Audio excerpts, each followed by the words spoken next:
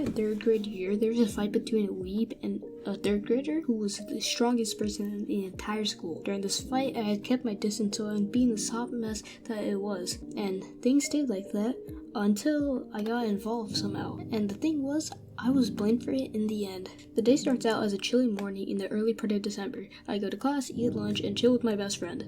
We'll call him Sebastian. We start walking around in the grass field in the playground and see a girl get injured by a kickball. When me and Sebastian saw this, we said to each other that we deserved it.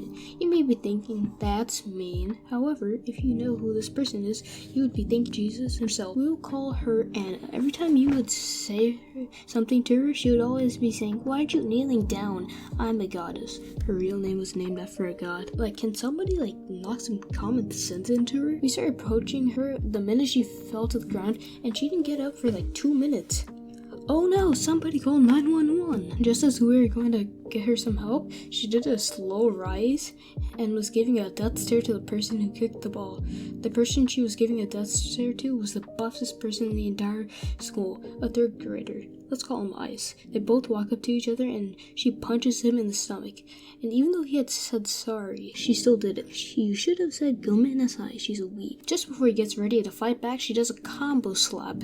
Sebastian and I took our distance from them, watching them hit each other. Then disaster struck. Her weeb friends joined in and pushed us into the entire jumble of punches and kicks. Go Anna, show him who's boss. Let's join the fight. Before I knew it, they bear clawed me and Sebastian and threw us into the pit of Ice and Anna. To get out of the fight I was in, I kicked the guy who grabbed me in the places where light don't shine. Fun fact, he was still feeling pain 24 hours after the fight. After I tried to help Sebastian get out of there, the guy who I shoved is on the ground and starts crying. What a baby. Before I knew it, the regular break time me and Sebastian had turned into a day filled with injuries and pain. All we could see were kids betting Pokemon cards on who will win, and a crowd building up. The bell rang and everyone scurried back to class. Me and Sebastian were still stuck in the war zone and didn't escape for 20 minutes.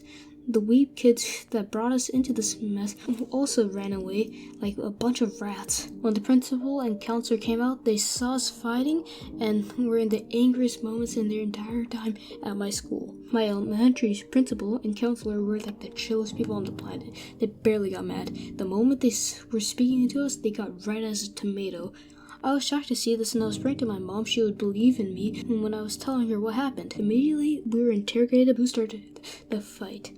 One by one, we were finishing up the interrogation process, and I was found guilty by my principal. Apparently, Ice and Anna lied straight up to the principal's face, and while Sebastian and I were telling the truth on who started it. Since me and Sebastian were friends, the principal didn't believe in us and took trust in Ice and Anna. At the end of the day, the grass was filled with blood and strands of hair. When I went home, my mom gave me a whooping and took my Wii away for a month. Thanks, Mom.